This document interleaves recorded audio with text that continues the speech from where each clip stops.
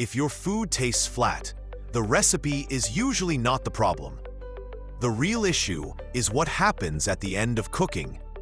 Most people do the main steps correctly, but they stop too early and serve too soon. Here's what's really happening in your pan. Flavor doesn't fully develop during cooking. It finishes at the end, right before you eat. Heat builds structure and texture, but flavor needs balance to feel complete. Salt added too late doesn't dissolve properly. It stays on the surface and tastes sharp, not deep. Salt added in stages spreads through the food. That's why it tastes more even and more intense.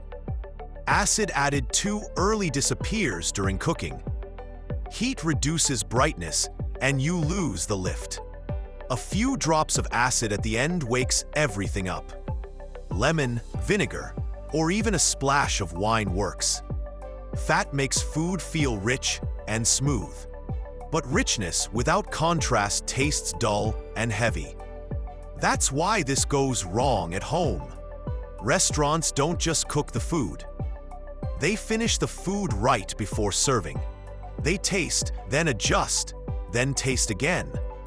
Now do this instead for better results. Salt in stages, not all at once at the end.